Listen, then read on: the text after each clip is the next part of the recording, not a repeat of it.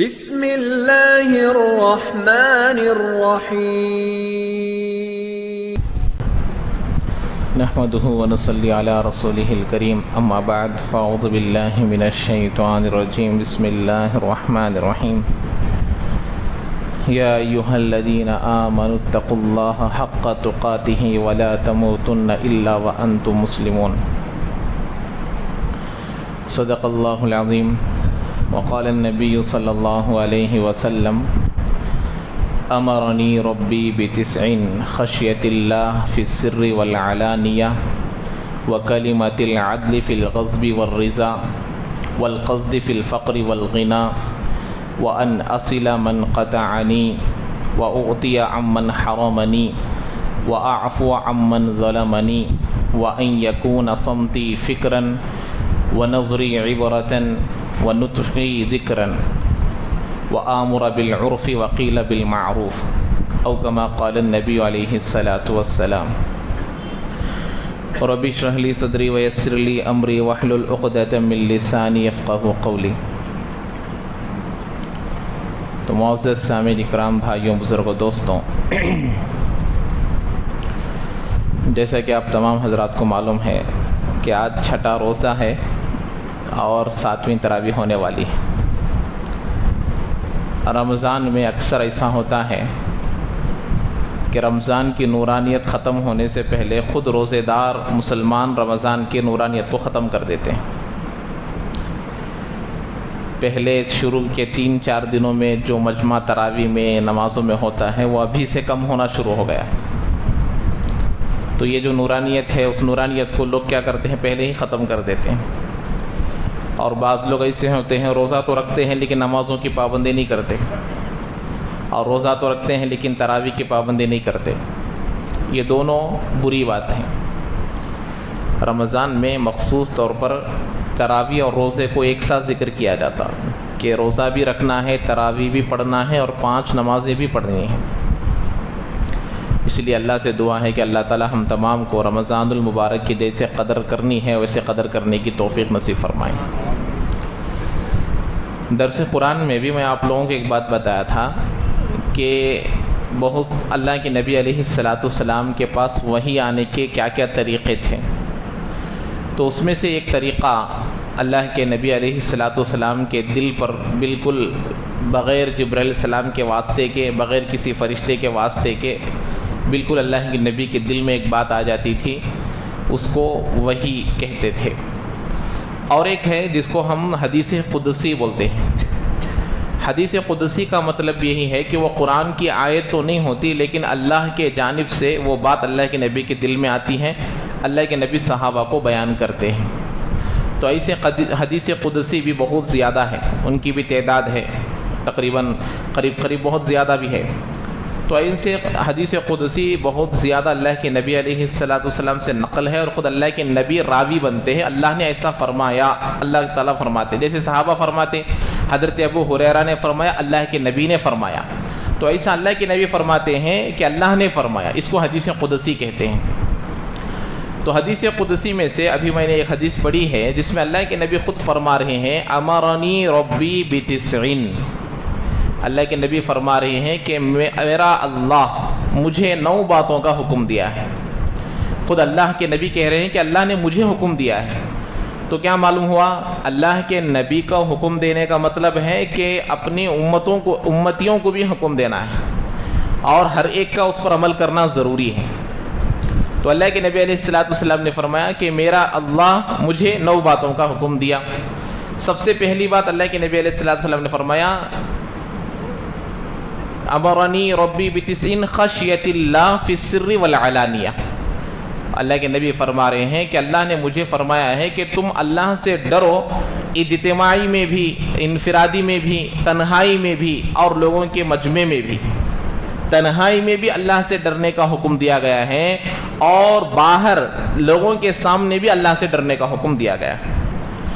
یہاں تو ایک بات سمجھنے کی ہے. ایک دوسری حدیث میں لفظ کیا آیا، والاخلاص فی السر والعلانیہ، اخلاص کے ساتھ عمل کرو مجمع میں بھی تنہائی میں بھی. 2 باتیں الگ الگ الفاظ کے ساتھ، ایک ہی بات ہے، 2 الگ الگ الفاظ سے آئے. اخلاص یا اللہ کو ڈرنا. تو یہاں کیا بات معلوم ہوتی ہے؟ اجتماع میں لوگوں کے جمع ہونے کے وقت میں اللہ سے ڈرنا، عبادتیں کرنا، تقوی اختیار کرنا آسان ہے، لیکن تنہائی میں میری حالت یہی ہے تو وہ اصل تقوی ہے. اسی لیے کہ آدمی کی تنہائی کیسی ہے وہ خود جانتا ہے، دوسرے نہیں جانتے. کتنے لوگ ایسے ہوتے ہیں، لوگ آ کر کیا کرتے ہیں، بھائی دعا کی درخواست کرو، دعاؤں کی درخواست کرو بولتے. تو اب کیوں کرتے ہیں؟ اس کے ظاہر کو دیکھ کر لوگ کیا کر رہے ہیں، دعاؤں کی درخواست کر رہے ہیں کہ اس کا ظاہر اچھا ہے، اس کا ظاہر دین کے موافق ہے، اس کا ظاہر قرآن کے موافق ہے، اس کا ظاہر نبی کے موافق ہے. تنہائی کیسے ہے کون جاننے والے ہیں؟ اللہ جاننے والے. ان اکرمکم عند اللہ اتقاکم، اس لیے اللہ نے فرمایا میرے نزدیک تم میں سب سے معزز آدمی وہ ہے جو تم میں زیادہ متقی پرہیزگار ہو. اور متقی پرہیزگار کب بنتا ہے؟ کل بھی آیا نا کہ اللہ کے عرش کے سائے میں ہونے والوں میں 7 لوگوں میں ایک آدمی کون ہے؟ وَرَجُلٌ ذَكَرَ اللَّهَ خَالِيًا فَفَاضَتْ عَيْنَاهُ، اللہ کو تنہائی میں یاد کرنے والا ہو اور اس کے آنکھوں سے آنسو جاری ہو رہے ہو تنہائی میں. کیوں؟ اخلاص ہوتا ہے. تو اللہ کو ڈرنا ہے مجمع میں بھی تنہائی میں. لیکن اللہ معاف کرے آج ہماری تنہائیاں کیسے ہیں اللہ جاننے والے ہیں. اس لیے ایک بزرگ کے دل میں اللہ نے ایک بات ڈالی، لوگوں کو جا کر یہ کہہ دو کہ جب یہ گناہ کرتے ہیں تو ان کے دلوں میں کیا بات آتی ہے؟ میں جو گناہ کر رہا ہوں میرا باپ نہ دیکھے، میں جو گناہ کر رہا ہوں میری ماں نہ دیکھے، یا میں جو گناہ کر رہا ہوں میرے پڑوسیوں کو معلوم نہ ہو، میں جو گناہ کر رہا ہوں میرے رشتہ داروں کو معلوم نہ ہو. معلوم ہوگا تو عزت کا سوال ہے. تو جا کر ان سے کہو جب گناہ کرتے ہو تو انسانوں کا خیال تو آتا ہے لیکن انسانوں کے خالق کا خیال نہیں آتا. جب انسانوں کے خالق کا خیال آئے گا تو جب یہ آدمی متقی بنے گا. کہ گناہ کر رہا ہے جیسے باپ کا خیال آئے، میں جو گناہ کر رہا ہوں باپ نہ دیکھے، میں جو گناہ کر رہا ہوں ماں نہ دیکھے. ایسے ہی جب خیال کیا آنا، میرا اللہ نہ دیکھے. اب اللہ نہ دیکھے ایسی کوئی جگہ ہے تو آدمی کیا ہوگا؟ گناہ سے خود بخود بچ جائے گا. تو اللہ کے نبی نے فرمایا مجھے ڈرنے کا حکم دیا گیا. دوسری بات اللہ کے نبی علیہ السلام نے فرمایا وَكَلِمَةِ الْعَدْلِ فِي الْغَضْبِ وَالرِّضَا، کیا انصاف کی بات کو پکڑے رہو. کب؟ غصے میں بھی خوشی میں بھی. غصہ ہو تب بھی انصاف کا ساتھ دو اور خوشی میں ہو تب بھی انصاف کا ساتھ دو. غصہ اور خوشی یہ آدمی کے 2 حالتیں ہیں. کبھی آدمی غصے میں رہ جاتا ہے، کبھی آدمی خوشی میں رہتا ہے. بہت خوشی میں بھی ہو سکتا ہے، بہت غصے میں بھی ہو سکتا ہے. اس لیے 2 باتوں کا خیال رکھیے، کبھی بھی غصے میں کوئی فیصلہ نہیں کرنا اور کبھی خوشی میں کوئی وعدہ نہیں کرنا. جب معتدل ہوتے ہیں تب ان کو سوچ سمجھ کر وعدہ بھی کرنا اور فیصلہ بھی کرنا ہے.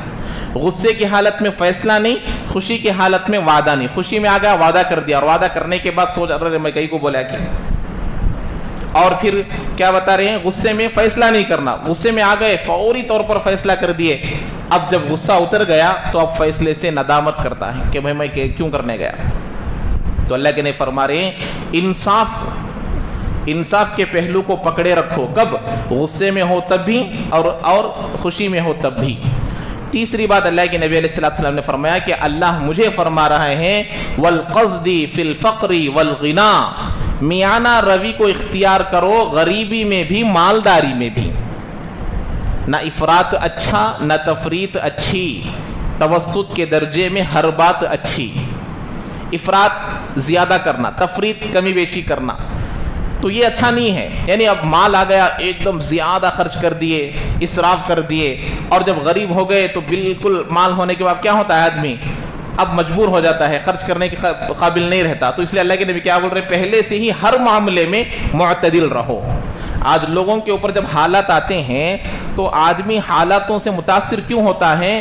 اس لیے کہ جب وہ مالدار ہوتا ہے، جب اس کی حالت کیسی ہوتی ہے، اس وقت میں جو ضرورتیں پوری ہو سکتی ہے اس سے بڑھ کر خرچہ کرنے کی عادت اس کی بن گئی ہوتی ہے. مثال کے طور پر اب اس کی سیلری جتنی ہے، اب بولتے ہیں نا آمدنی کتنے ہے 8 آنے خرچہ روپیہ. آج مسلمانوں کا حال ایسا ہے، آمدنی کتنی ہے 8 آنے، خرچہ کتنے ہے روپیہ ہے. تو اب کہاں سے پورا ہو سکتا ہے؟ آمدنی 8 آنے ہو تو خرچہ ہمارا 4 آنے ہونا چاہیے. تب کیا ہوگا؟ آدمی جب غریب ہو جائے گا تب بھی زندگی گزارنا مشکل نہیں ہوگا. آج سب لوگ کیا کہتے ہیں؟ مالی اعتبار سے ہم متاثر ہو گئے ہیں، مالی اعتبار سے متاثر ہو گئے ہیں۔ کیوں ہو گئے ہیں؟ ہمارے خواہشات ہمارے آمدنی سے زیادہ ہو گئے ہیں۔ اس وجہ سے ہمیشہ اگر ہم معتدل درجے پر رہیں گے تو جب اگر خدا نخواستہ کوئی حالتیں آئیں گے تو بھی آدمی کو زندگی گزارنا مشکل نہیں ہوگا۔ تو یہی فرما رہے اللہ کے نبی، والقصد فی الفقر والغنا، میانہ روی اختیار کرو غریبی میں بھی اور مالداری میں بھی۔ چوتھی بات اللہ کے نبی علیہ السلام سے اللہ تعالیٰ نے فرمایا، اللہ تعالیٰ فرما رہے ہیں وَأَنْ أَصِلَ مَنْ قَطَعَنِي، یہ بہت بڑی بات ہے۔ اللہ کے نبی فرما رہے ہیں میں اس شخص سے جا کر ملوں، میں اس شخص سے تعلق پیدا کروں جو مجھ سے تعلق توڑنا چاہے، میرے سے دور ہو رہا ہے۔ میری بہن 10 سال ہو گیا میرے گھر کو نہیں آئی، میرا بھائی 10 سال ہو گیا میں میری بہن کے گھر کو نہیں گیا۔ اللہ کے نبی کہہ رہے کہ یہ معاملے کو چھوڑ دو، اب جاؤ ملو۔ بات کرتے نہیں گئے تو، فون اٹھاتے نہیں کرے تو گئے کیا آپ تک؟ ہمیں فیصلہ کر لیے، میں گئے تو میری بہن بات نہیں کرتی، میں گئے تو میرا بھائی بات نہیں کرتا۔ جاؤ، آپ بات نہ کرے اس کا وبال ان پر ہے، لیکن آپ کا جانے کا ثواب آپ کو ملے گا۔ کتنے لوگ ایسے ہیں جنازے پر نہیں گئے ہیں بہن کے، کتنے لوگ ایسے ہیں جو بھائی کے جنازے پر نہیں گئے، قسم کھا کر آتے ہیں کہ گئے آج میں یہاں سے جا رہا ہوں، میری موت تک بھی میں پھر نہیں آتا۔ اپنے خونی رشتوں کو ایسا فیصلہ دے کر آتے ہیں۔ نبی کسی سے رشتہ توڑتے ہیں کیا؟ تو نبی کے ذریعے سے اللہ ہم کو تعلیم دے رہا ہے کہ آپ جوڑو، آپ ملو اس سے جو آپ سے دور ہونا چاہے۔ کوئی معاملہ ہو جاتا ہے، رشتہ داروں میں ہوتا ہی ہے، کبھی اونچ نیچ ہو جاتی ہے، کبھی انبن ہو جاتی ہے، لیکن اس کو چھوڑنا ہے۔ ایک معمولی سا ایک مسلمان کو بھی 3 دن تک کے لیے بات چیت چھوڑنا جائز نہیں ہے۔ 3 دن کے اندر دونوں میں سے ایک کا سلام کرنا ضروری ہے۔ اگر اسی حالت میں دونوں مر گئے تو اللہ تعالیٰ کہتے ہیں ان کو ایسے ہی چھوڑ دو، ان کو ایسے ہی چھوڑ دو، ان سے کوئی لینا دینا نہیں ہے۔ تو اسی لیے ہم اپنے رشتہ داروں کو کیسے چھوڑ سکتے ہیں؟ ایک مسلمان کے لیے اتنی بڑی وعید ہے تو پھر ہم رشتہ داروں سے دور ہو جائیں گے؟ تو اللہ کے نبی کہہ رہے ہیں تم ملو ان سے جو تم سے دور ہونا چاہتے، وَأَنْ أَصِلَ مَنْ قَطَعَنِي، جو مجھ سے دور ہونا چاہیں میں جا کر اس سے ملوں۔ یہ بڑا بوجھ کی بات ہے۔ اکثر و بیشتر آج بھی وہ رواج ختم ہو گیا۔ پہلے زمانے میں، یعنی ابھی 15-20 سال 30 سال میں بھی دیکھا ہوں، حج کو جانے کے وقت میں اکثر و بیشتر لوگ جاتے تھے اپنے رشتہ داروں کو، جن سے تعلق توڑ لیے ہیں ان کو جا کر ملتے تھے۔ آج وہ رواج ختم ہو گیا۔ حج کو جانا بھی ایک عام سی بات ہو گئی ہے۔ پہلے زمانے میں 4 مہینے جانا، 4 مہینے آنا، 2 مہینے حج کرنا، 1 سال لگ جاتے تھے، اور آدمی اس ارادے سے جاتا کہ میں واپس آتا ہوں نہیں آتا معلوم نہیں۔ لیکن آج بھی اسی ارادے سے جانا ہے۔ پچھلے زمانے میں جیسے جہاز میں جانے کو لوگ ڈرتے تھے، آج ہوائی جہاز میں جانے سے بھی ڈرنا ہے۔ خدا نخواستہ ہوائی جہاز اگر کچھ ہو گیا تو ہڈی بھی نہیں ملتی۔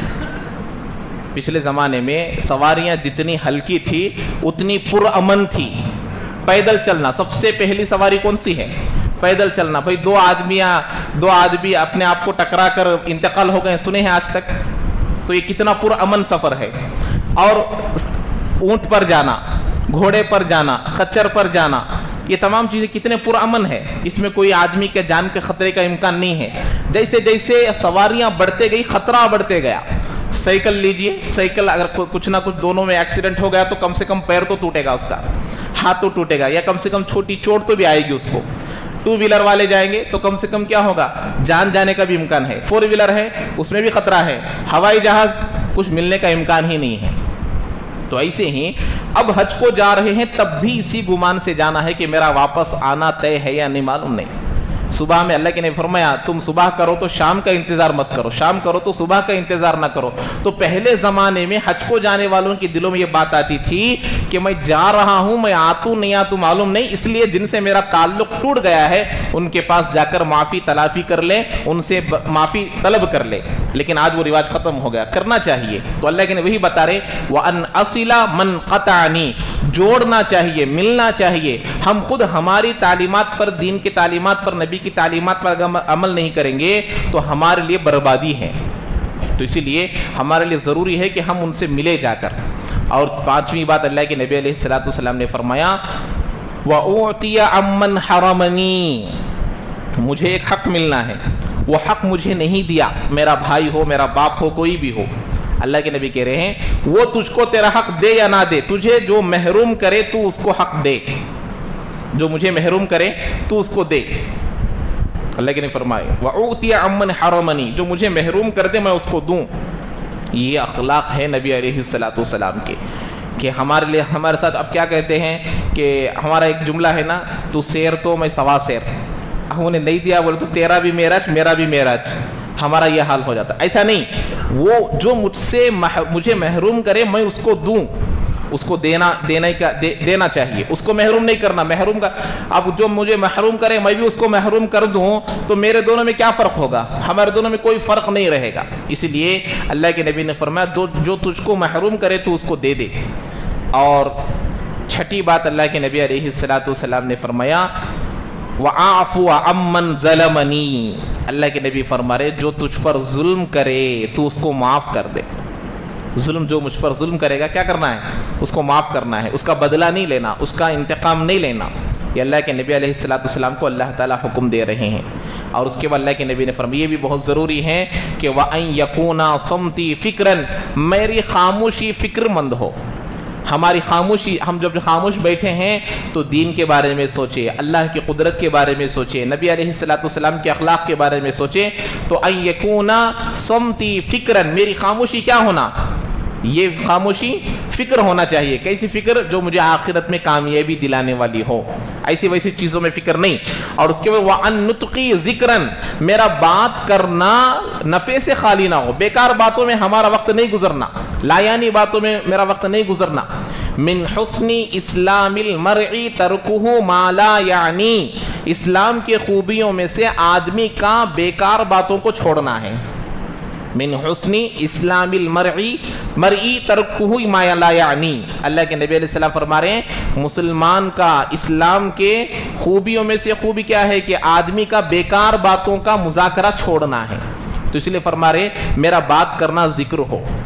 اور آخر میں 9ویں بات اللہ کے نبی علیہ السلام نے فرمایا وَأَن نَظْرِي عِبْرَةً، میرا دیکھنا عبرت ہو۔ ہمارے سامنے بسا اوقات کوئی چیزیں نظر آتی ہیں، ہم اس کو عبرت سے لیں۔ اچھی چیز ہے تو اپنانے کے اعتبار سے عبرت ہے، بری چیز ہے تو چھوڑنے کے اعتبار سے عبرت ہے۔ ایک آدمی کی موت بہت خطرناک آئی تو ہمارے لیے عبرت ہے کہ بھئی یہ آدمی جن کاموں میں ملوث تھا ہم کو وہ کام نہیں کرنا۔ ایک آدمی کی موت اچھے طریقے سے آئی تو اس کے اعمال کو اختیار کرنا کہ کاش ہماری موت بھی ایسے آ سکتی ہے۔ اور آخر میں اللہ کے نے فرمایا وَآمُرَ بِالْعُرْفِ وَقِيلَ بِالْمَعْرُوفِ، اچھائی کا حکم کرتے رہنے کا بھی حکم اللہ کے نبی علیہ السلام کو دیا گیا ہے۔ تو یہ پوری باتیں جو بتائی گئی ہیں اللہ کے نبی کو اللہ نے بتایا ہے، تو اللہ تعالیٰ بھی ہم تمام کو اس پر عمل کرنے کی توفیق نصیب فرمائے۔ یہ واٹس ایپ وغیرہ پر جو سلام آتا ہے اکثر و بیشتر آڈیو میسیج سلام، وائس میسیج سلام کرتے ہیں، یا پھر مضمون آتا ہے اس پر سلام آتا ہے، تو اس کا جواب دینا کیسا ہے؟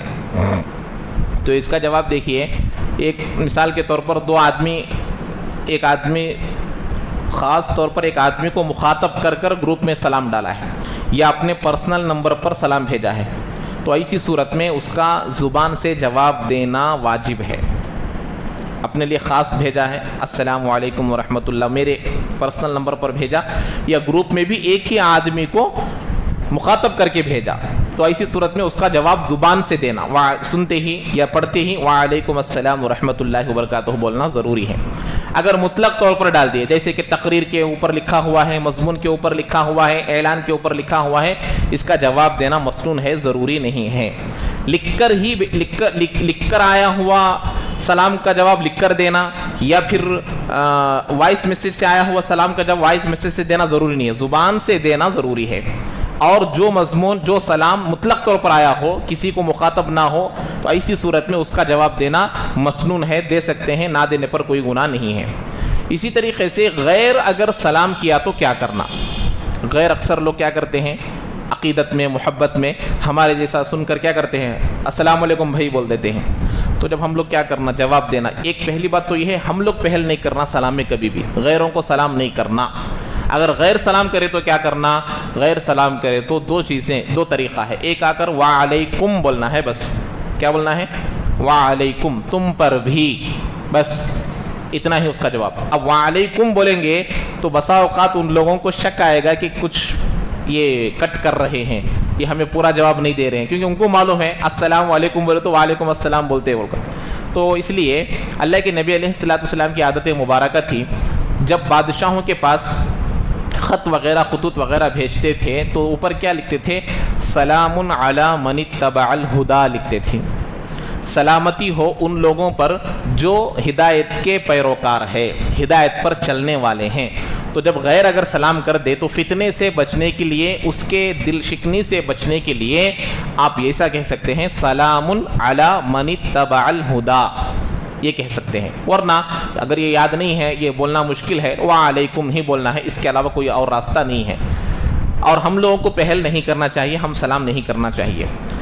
تراویح کی نماز میں بتایا تھا کل ہی، ثنا پڑھنا چاہیے، امام کو بھی پڑھنا ہے اور پیچھے جو کھڑے ہیں ان لوگوں کو بھی پڑھنا ہے.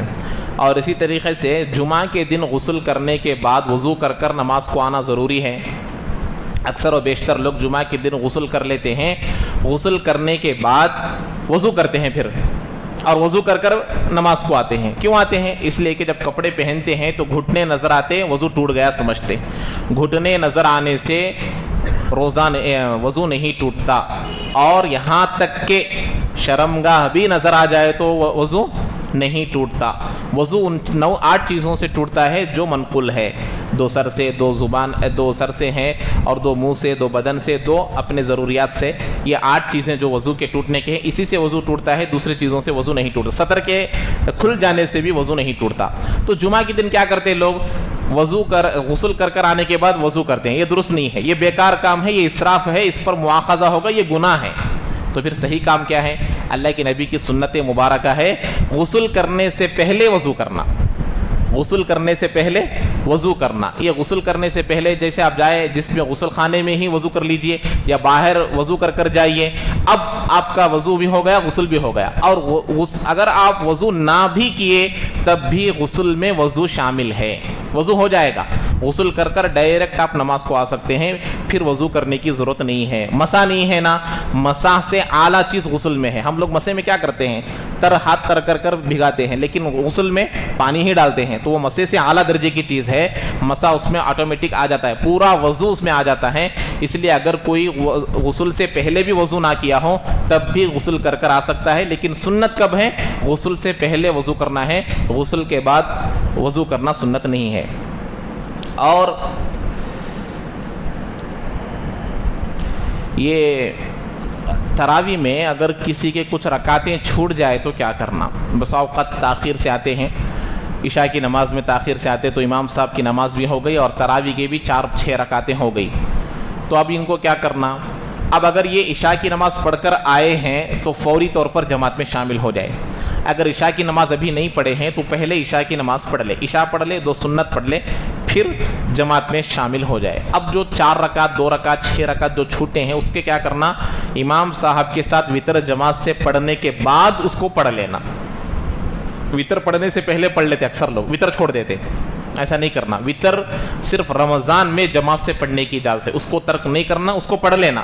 پڑھنے کے بعد پوری رات آپ کے لیے ہے، سحری کے وقت تک بھی چھوٹی ہوئے رکعتوں کو پڑھ سکتے ہیں. تو اسی لیے چھوٹی ہوئے رکعتوں کو چھوڑنا نہیں ہے، اور وتر سے پہلے بھی نہیں پڑھنا، کیونکہ وتر چلے جاتی ہے. وتر پڑھنے کے بعد اس کو قضا کر لینا، یعنی قضا تو نہیں ہے، ادا کر لینا. دوسری بات یہ ہے ترویحہ. ہر 4-4 رکعت میں جو بیٹھتے ہیں نا تراویح میں، اس کو کیا بولتے ہیں؟ ترویحہ بولتے ہیں. تراویح اس کی جمع ہے. ترویحہ کے معنی 4 رکعت میں کچھ وقفہ لینا، راحت لینا. راحت سے ہے ترویحہ. تو کچھ راحت لینا. اس میں کیا کرنا؟ اس میں دیکھیے یہ جو اکثر مساجد میں دعا کرتے ہیں، اجتماعی دعا، امام صاحب دعا کرتے ہیں، یہ ضروری نہیں ہے. اکثر مساجد میں شروع ہو گیا ہے لیکن یہ درست نہیں ہے. کیا ہے؟ یہاں پر مطلق طور پر اجازت، جو چاہے کر سکتے ہیں. تلاوت کر سکتے ہیں، پانی پی سکتے ہیں، یہاں تک کہ اگر لمبی لمبی رکعتیں ہیں تو تھوڑی دیر لیٹ بھی سکتے ہیں، اپنے لیے طاقت پانے کے لیے، قوت پانے کے لیے لیٹ بھی سکتے ہیں. لیکن کسی ذکر کو مخصوص بنا لینا کہ اسی ذکر کو کرنا، یا خاموش بیٹھنے کو غلط سمجھنا، یا خاموش بیٹھنے کو عبادت سمجھنا، یہ سب غلط ہے. جو چاہے کر سکتے ہیں، خاموش بیٹھ سکتے ہیں، جو بھی کر سکتے ہیں، دعا کر سکتے ہیں، مرحومین کے لیے بخشش کی دعا کر سکتے ہیں، ذکر کر سکتے ہیں، خاموش جو چاہے کر سکتے ہیں. اس میں کوئی مخصوص عمل نہیں ہے. اور اس کے بعد بلڈ ٹیسٹ وغیرہ جو کراتے ہیں، کرانے کے بعد وضو کا کیا حکم ہے؟ بلڈ ٹیسٹ کرانے کے بعد وہ جو بھی بلڈ ٹیسٹ کراتے ہیں اکثر و بیشتر اتنا خون نکل جاتا ہے جو بہنے کے قابل رہتا ہے۔ دیکھیے غسل میں وضو ٹوٹنے کا ایک شرط کیا ہے، جب خون یا پیپ نکل کر اپنے جگہ میں تھوڑی مقدار میں ٹھہرا رہا، وہاں سے نکل کر بہا نہیں ہے، تو ایسی صورت میں وضو نہیں ٹوٹے گا۔ لیکن اب جتنا بھی بلڈ ٹیسٹ کے لیے جو خون نکالتے ہیں وہ بہنے کے قابل رہتا ہے، تو اسی لیے جب بھی خون نکالتے ہیں تو وضو ٹوٹ جائے گا، روزہ نہیں ٹوٹے گا۔ روزہ ٹوٹنے کا تعلق کسی چیز کا اندر داخل ہونا ہے، کسی چیز کا باہر آنا نہیں ہے۔ باہر آنے سے وہ روزہ نہیں ٹوٹے گا، کسی چیز کے اندر جانے سے روزہ ٹوٹے گا۔ اور وضو کسی چیز کے باہر آنے سے، جیسے کہ خون پیپ آ گیا، پیشاب پاخانہ ہو گیا، تو ایسی صورت میں وضو ٹوٹ جاتا ہے۔ تو بلڈ ٹیسٹ جو کراتے ہیں یا خون وغیرہ جو لیتے ہیں ٹیسٹ کے لیے، ایسی صورت میں وضو ٹوٹ جائے گا جو بہنے کے قابل ہو تو۔ جی کسی کو پوچھنا ہے؟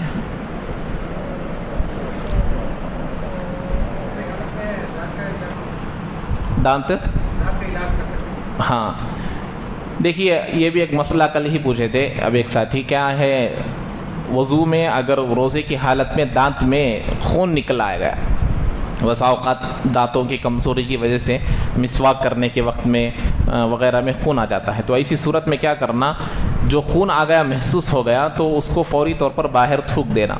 اگر تھوڑا سا حصہ بھی اندر چلا گیا تو روزہ ٹوٹ جائے گا، کیونکہ خون ایک زائد چیز ہے، اس کے اندر چلے جانے سے روزہ ٹوٹے گا، اور تھوک وغیرہ کے اندر جانے سے روزہ نہیں ٹوٹے گا۔ لیکن خون کے ساتھ یہ تھوک کے ساتھ خون ملاوٹ ہے تو ایسی صورت میں وضو ٹوٹ جائے گا، اس لیے اس کو باہر کریں۔ اب یہ جو مسئلہ پوچھے ہیں کہ دانت کا علاج کرانا، اس کا علاج ایسے کرا سکتے ہیں کہ دانت کے علاج کرانے میں جو کیمیکل وغیرہ استعمال کرتے ہیں یا خون وغیرہ جو آتا ہے وہ حلق کے نیچے نہ اترے۔ اب اس کے لیے کیا کرتے ہیں، حلق تک اور منہ میں پورا روئی رکھ دیتے ہیں، کاٹن وغیرہ رکھ دیتے ہیں، تو وہ اس کو جذب کر لیتا ہے اور حلق کے نیچے نہیں اترتا تو روزہ باقی رہتا، اور علاج بھی کرا سکتے ہیں۔ لیکن ان چیزوں کے اندر جانے کا امکان ہے تو روزے کی حالت میں نہ کرائے، اور پھر روزہ افطار کرنے کے بعد کرائے۔ کرا سکتے ہیں لیکن شرط کیا ہے، کوئی چیز اندر نہ جائے، اندر چلے جانے سے روزہ ٹوٹ جائے گا۔ اور کچھ پوچھنا ہے بھائی؟ ہاں یہ سکرات جو ہے میں کل بتایا تھا، موت کے وقت میں جو سکرات کی حالت آتی ہے، یہ جس کو سکرات کی حالت لگی ہے وہ برے آدمی ہونے کی علامت ہے، یا پھر سکرات جس کو نہیں آئی وہ اچھا آدمی ہے، یہ کوئی علامت نہیں ہے۔ بس اللہ کے نبی علیہ السلام نے دعا بھی ہم کو سکھلائی ہے کہ سکرات سے حفاظت کی دعا سکھلائے۔ یہ موت کی جو حالت ہے کسی کی بھی جیسی بھی حالت میں آ سکتی ہے، تو اسی لیے اس پر کوئی فیصلہ نہیں کر سکتے کہ سکرات کی حالت آنے کی وجہ سے وہ اچھی چیز ہے یا بری چیز ہے، اس کا فیصلہ نہیں ہے۔ موت جیسی بھی آئے لیکن وہ ایک کٹھن چیز ہے، میں بتایا نا کل ہی، ہمارا موت کا سفر سکرات کی حالت سے شروع ہو جاتا ہے، تو جیسے بھی وہ حالت آتی ہے، اس لیے ہمیشہ جان کے جانے میں، سکرات کی حالت میں، اور دوسروں پر بوجھ بن کر دنیا سے جانے سے حفاظت مانگنا چاہیے کہ موت تک بھی اللہ تیرے علاوہ کسی اور کا محتاج نہ بنا، ورنہ اکثر و بیشتر اتنے بڑھاپے کو پہنچ جاتے ہیں کہ خود بیٹا بیٹی ایسی حالت میں پہنچنے کی وجہ سے موت کی تمنا کرتے ہیں کہ بھئی یہ کب جائیں گے، یہ کب ختم ہو جائیں گے۔ ایسی حالت سے ہمیشہ اللہ سے پناہ مانگنا چاہیے۔ تو اسی لیے بسا اوقات کیا ہوتا، آدمی کی جو سکرات کی حالت ہے اور بیماری کی حالت ہے وہ اس وجہ سے بھی ہوتی ہے کہ اس کے جو گناہ ہوتے ہیں وہ یہیں پر دھل جائے اور آخرت میں وہ اچھے حالت میں رہے، یہ بھی ایک وجہ بیان کی گئی ہے۔ لیکن بہرحال موت کے وقت میں بھی اگر کسی کی کوئی بری علامتیں نظر آئی، غسل کے وقت میں، دفن کے وقت میں، اس کو ذکر کرنے کا حکم نہیں ہے۔ مثال کے طور پر کوئی بھی چیز بری معلوم ہو گئی، جیسے کسی کا چہرہ کالا ہو گیا، کسی کا چہرہ بالکل بدل گیا، یا کوئی حصہ خراب ہو گیا، اب وہ غسل کرنے والوں کو دکھائی دیا یا دفن کرنے والوں کو دکھائی دیا، ایسی صورت میں ان چیزوں کو باہر افشا کرنے کی اجازت نہیں ہے۔ جینے والے آدمی کے عیبوں کو جیسے چھپانا ہے، مرے ہوئے آدمی کے عیبوں کو بھی چھپانا ہے۔ فیصلہ نہیں ہے، جسمانی اعتبار سے کوئی برائی ہو سکتی ہے لیکن اس کی وجہ سے ہم فیصلہ نہیں لگا سکتے، لیکن بہرحال ہر صورت میں سکرات کی حالت سے پناہ مانگتے رہنا چاہیے۔ وہ اللہ کے نبی اللہ تعالیٰ نے فرمایا سورہ قاف میں ہے، وَجَاءَتْ سَكْرَةُ الْمَوْتِ بِالْحَقِّ، کہ سکرت، یہ جو موت کی سکرت ہے وہ یقینی طور پر آ کر رہے گی، تو اس لیے اس سے پناہ مانگتے رہنا چاہیے۔ جی اللہ تعالی ہم تمام کو عمل کی توفیق نصیب فرمائے۔